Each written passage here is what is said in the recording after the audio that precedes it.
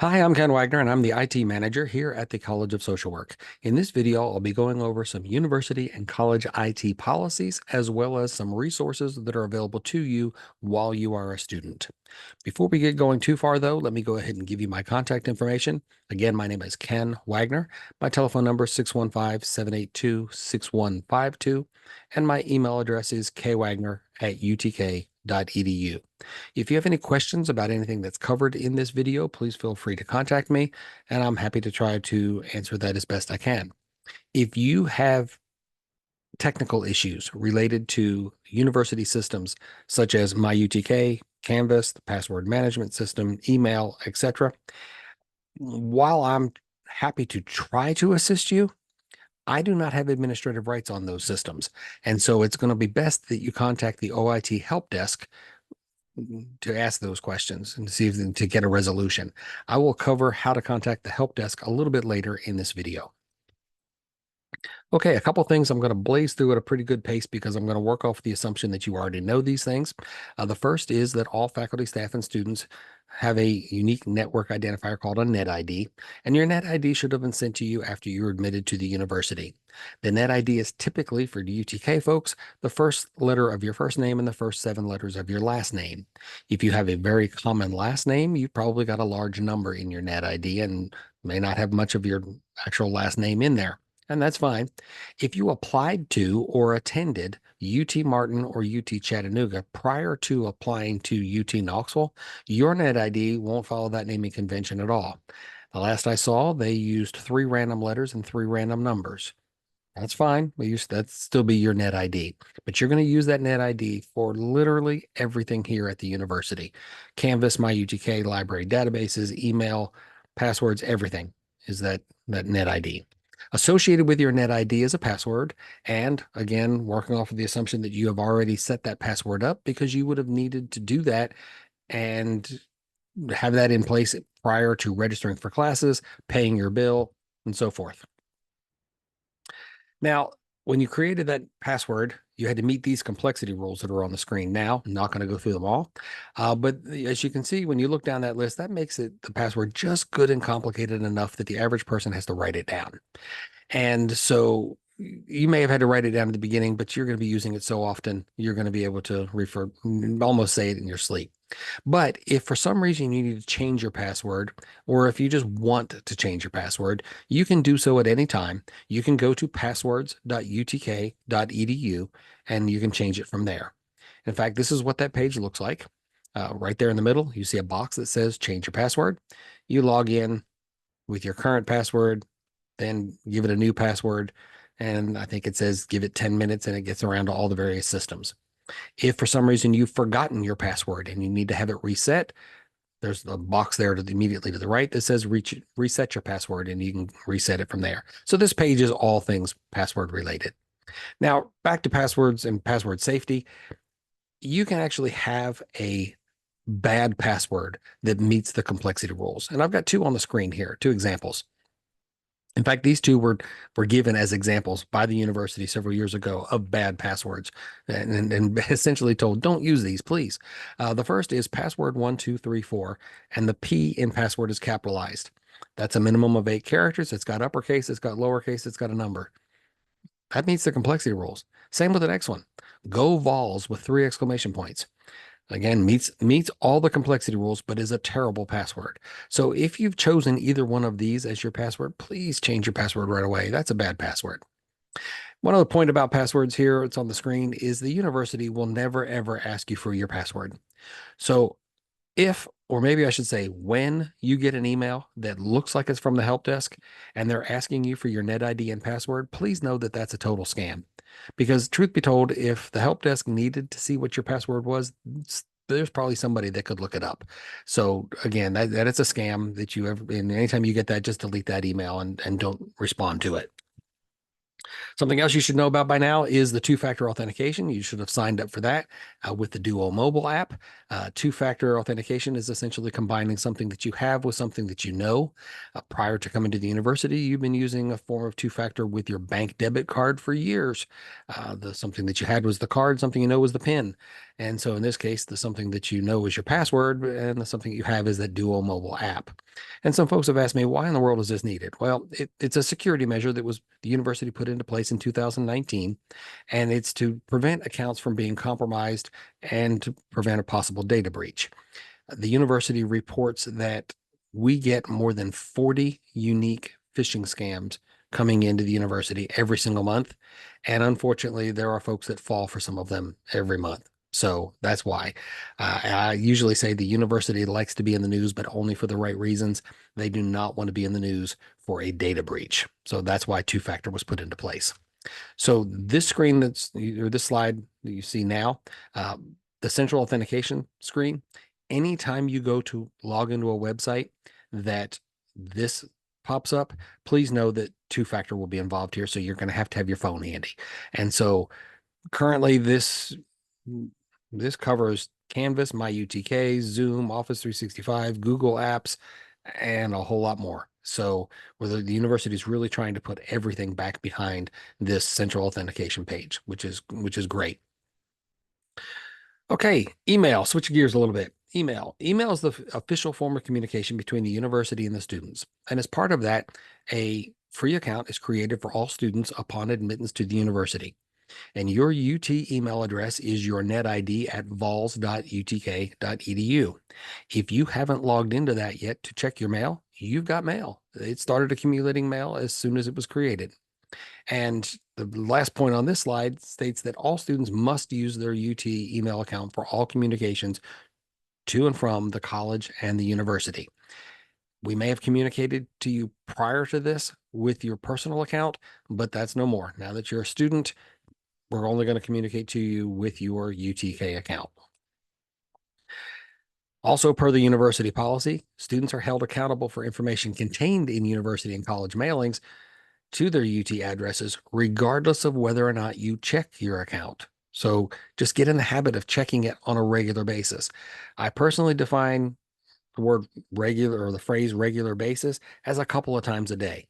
For you as a student, you want to check it often because you may have a situation where a faculty member has a family emergency or is ill and has to cancel classes. And if you're not checking your email literally daily or a couple of times a day, you may show up to class and be the only one there. And so just get in the habit of checking it on a regular basis. Also related to email is that effective fall 2021, the forwarding of UT email to a personal account was disabled. So you have to essentially keep it in that university account. The last point on this slide would be the heads up for anybody who is a recent graduate of UT Chattanooga or UT Martin. And if that's you, pay attention to this because you may need to contact OIT to get your mail routed from your old account to your UTK account. Every now and then I'll talk to a student that is, explains to me how they were talking to other students and that these other students were talking about emails that they had received and this student hadn't gotten any of them and wondered why, and come to find out they were a recent graduate of one of these two schools and all those emails were going to the old account. The help desk can fix this. They can do it over the phone with you pretty quickly and get you back in business. So if that's you, you may need to check on that. Be sure that your mail is actually going into your UTK account. Now, still related to email here, all students admitted to the university after November 1st, 2023 were issued a Outlook email account.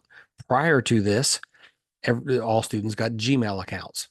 But by having everyone on the Outlook system, this allows for a common address book because all faculty and staff are already on the Outlook system.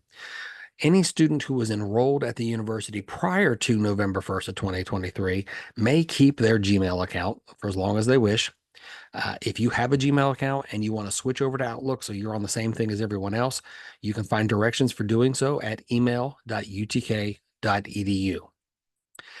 Now, also at email.utk.edu is first of all, a web interface where you can log in to the mail, but also directions for configuring mail clients and mobile devices to access the university's email system. I personally think it's easiest to just download the Outlook app on your phone and keep your personal account in one in a separate account and your university email in another account. And that way it's just easier to keep the two divided rather than having one big shared common inbox. But do with that info with what you will. A lot of times folks will ask me, well, what happens to email after graduation? Well, your UTK email account will remain active for 1 year, 365 days after you leave the university. As if you, regardless of whether you take a leave of absence or you withdraw or graduate, you've got one year.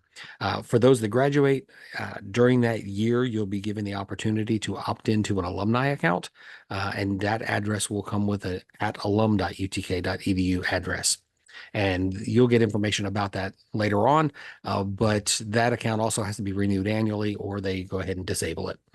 Your net ID as a whole is disabled 1 year after leaving the university. All right, going to shift gears a little bit and talk about a couple of resources that are available to you while you're a student. Regardless of which email system you use, Microsoft or Gmail, all students have access to both the Office 365 web applications as well as the Google Apps for Education. This includes web versions on the Microsoft side of Microsoft Office applications like Word, Excel, PowerPoint, and Outlook. And on the Google side, what Google calls their core services. This includes Google Docs, Google Sheets, and Google Slides.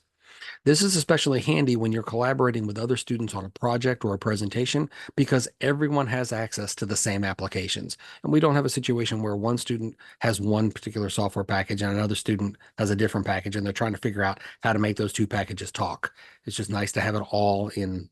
Everybody has access to both systems. And you can see on the screen the different things that are included in those two different platforms. But again, you as a student have access to all of those that you see. You don't have to pick one or the other. Now, just a word for those who are on-campus students. If you're an on-campus student, you'll want to remember when it comes time for student presentations in a class, that PowerPoint handles the multi-screen environment of a classroom better than Google Slides. And what I mean by multi-screen environment is a laptop with the projection screen or a podium computer with the projection screen. In that situation, PowerPoint will see that there are multiple screens and it will show presenter notes on the laptop or the podium, but just the presentation on the projection screen for everybody else in the room. Google Slides, on the other hand, because it's running within a browser window, will not behave this way. And as a result, if you have presenter notes, they'll be visible to everybody in the room on the projection screen. So if you create your presentation in Google Slides, just remember to export it as a PowerPoint file and then use that PowerPoint file for the presentation and not Google Slides. Then the second bullet on this screen is a great benefit for students. And that is you may download and install the current version of Microsoft Office 365 on your personal device, not the web applications, but a downloadable version.